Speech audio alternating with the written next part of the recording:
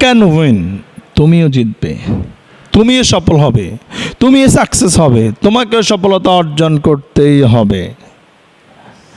সফলতা অর্জন করার জন্য আসলে সফলতার নির্দিষ্ট কোনো মানদণ্ড নাই, সফলতার নির্দিষ্ট কোনো রাস্তা নাই যে এই রাস্তায় গেলেই, অমুক জায়গায় গেলেই সফলতা অর্জন করা যাবে।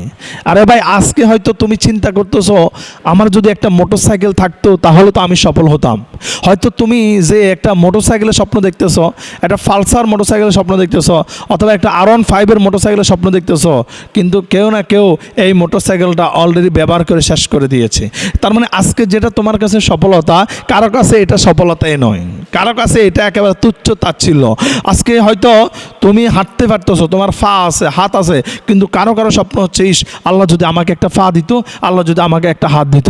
অথচ আল্লাহ তোমাকে একটা পা দিছে, হাত দিছে, কিন্তু সেটার গুরুত্ব তোমার কাছে নাই। ঠিক তেমনিভাবে আজকে R15 একটা মোটরসাইকেলের স্বপ্ন তোমার কাছে, কিন্তু যার R15 মোটরসাইকেলটা আছে তার কাছে এটা নিয়ে কোনো স্বপ্নই নয়। এই জন্য স্বপ্ন নির্দিষ্ট কোনো মানদণ্ড নেই, এক একজনের স্বপ্ন এক এক রকম।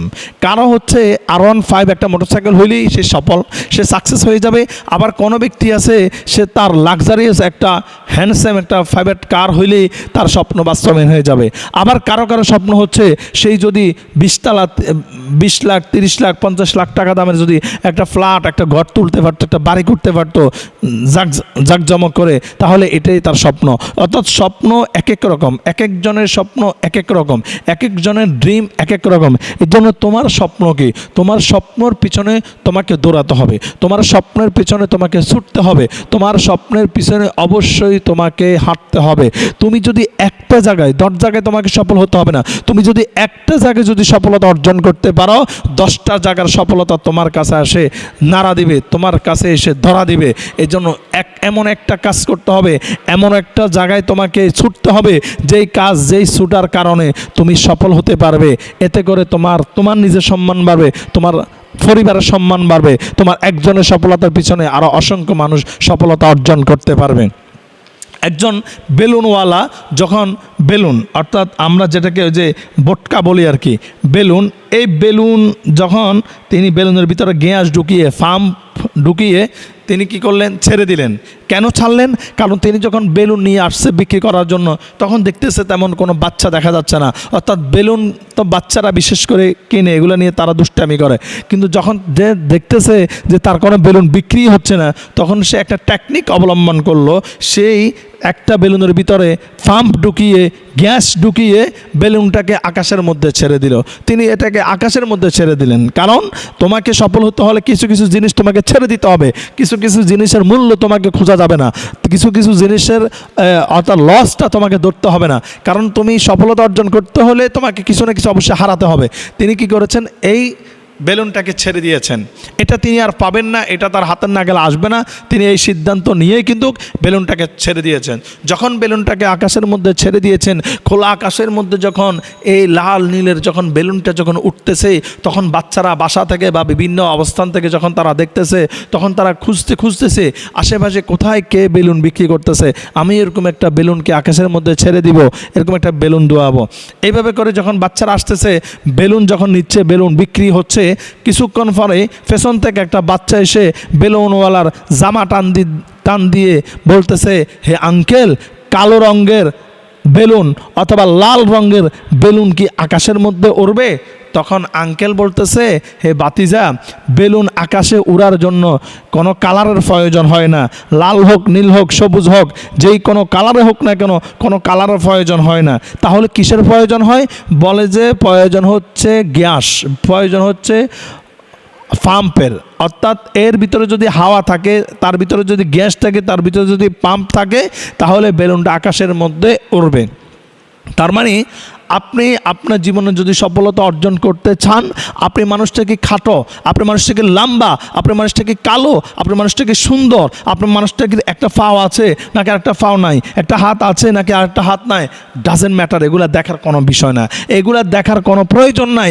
আপনি যদি চিন্তা করেন আমার একটা পাও নাই, আমি কিভাবে সফলতা অর্জন করব? আরে ভাই, আপনি সোশ্যাল মিডিয়ায় দেখেন অনেক মানুষ আছে যার 2টা পাও নাই, কিন্তু সে সফল। আপনি যদি চিন্তা করেন আমার একটা হাত নাই, আরে ভাই অনেক মানুষ আছে তার দুইটা হাতে নাই অথচ সে কিন্তু সফল। তার মানে হাত পাও সফলতা, যদি আপনার হাত পা থাকে সফলতা অর্জন করার জন্য এটা অনেক বেশি টার্নিং পয়েন্ট। আর যদি আপনার হাত পাও যদি নাও থাকে এরপরও আপনি সফলতা অর্জন করতে পারবেন যদি গ্যাস অর্থাৎ জ্বালা যদি আপনার ভিতরে থাকে আমাকে সফলতা অর্জন করতেই হবে। ইউ ক্যান উইন, তুমিও জিতবে। তারা যেমন জিতেছিল, তারা যেমন সফল হয়েছিল, তুমিও সফল হবে, তুমিও জিতবে। তার জন্য তোমাকে যেটা করতে হবে, হোয়েন ইউ আর ক্রেজি, তোমাকে ক্রেজি হতে হবে, অনেক বেশি তোমাকে ক্রেজি হতে হবে। আর যখন তুমি ক্রেজি হবে সাকসেস ইউ আর ইজি, সফলতা অনায়াসে তোমার কাছে ধরা দিয়ে দিবে। তুমি যে কাজটা করবা তোমাকে রুটিন মাফি কাজ করতে হবে। তোমাকে রুটিন মাফি তুমি যখন কাজ করবে তখন দেখবা তোমার এই কাজটা তোমার জন্য কিন্তু সহজ হয়ে যাবে, সফলতা তোমার কাছে নাড়া দেবে। একটা বিষয় মাথা রাখবা, বাচ্চা যতক্ষণ কান্না না করবে ততক্ষণ মা কিন্তু বাচ্চাকে খাবার দিবে না। বাচ্চা যখন কান্না করে খাবারের জন্য, মা যত নিষ্ঠুরে হোক, মা যত ফাঁসানে হোক, মার যত ব্যস্ততায় থাকুক না কেন, মা কিন্তু সন্তানটাকে খাবার না দিয়ে থাকতে পারে না। ঠিক তেমনিভাবে তুমি যদি সফলতাকে খুঁজতে চাও, সফল হতে চাও, সফলতার জন্য যদি বাচ্চার মতো পাগল হয়ে যাও, সফলতা তোমার কাছে অবশ্যই অবশ্যই নাড়া দিবে, অবশ্যই ধরা দিবে। তোমার সফলতার ধরন তুমি জানো, তুমি কোন লাইনে, কোন জায়গায়, কোন বিষয় নিয়ে, কোন কর্ম নিয়ে, কি নিয়ে তুমি সফলতা অর্জন করতে চাও সেটার উপরে তোমাকে ঝাঁপিয়ে পড়তে হবে। তুমি যেই বিষয়টার উপরে সফলতা অর্জন করতে চাও সেই বিষয়ের উপরে সফল যারা আছে, সাকসেসম্যান যারা আছে, অবশ্যই তোমাকে তাদেরকে ফলো করতে হবে। যিনি প্রাইভেট কার চালাইতে পারে, তুমি যদি প্রাইভেট কারের ড্রাইভিং করতে চাও, ড্রাইভার হতে চাও, তাহলে তুমি যে মোটরসাইকেল চালা তাকে ফলো করলে কিন্তু তুমি প্রাইভেট কার চালাইতে পারবে না। তাহলে যেই যেটা চালায়, তুমি যেটা হতে চাও তাকে তোমাকে ফলো করতে হবে, তাহলেই তুমি সফলতা অর্জন করতে পারবে। তুমি যদি যদি ভালো সফল বিজনেসম্যান হতে চাও, ব্যবসায়িক হতে চাও, তুমি যেই ব্যবসাটা শুরু করার চিন্তা করতেছ ওই ক্যাটাগরির একজন বিজনেসম্যানকে তোমাকে ফলো করতে হবে। তুমি কিন্তু অন্য ক্যাটাগরির বিজনেসম্যানকে ফলো করলে হবে না। তুমি একটা কাপড় দোকান দিয়ে তুমি সফলতা অর্জন করতে চাও, তাহলে তুমি যারা গাড়ি বিক্রি করে তাদেরকে সব ফলো করলে কিন্তু হবে না। যারা টায়ার বিক্রি করে তাদেরকে ফলো করলে কিন্তু হবে না। যারা কাপড় বিক্রি করে, যারা কাপড় নিয়ে বিজনেস করে, সেই ধরনের লোককেই তোমাকে ফলো করতে হবে। তাও যারা সফল, যেই ব্যক্তি সফল, এই ধরনের একজন সফল বিজনেসম্যানকে, তাহলে অবশ্যই সফলতা তোমার কাছে ধরা দেবে।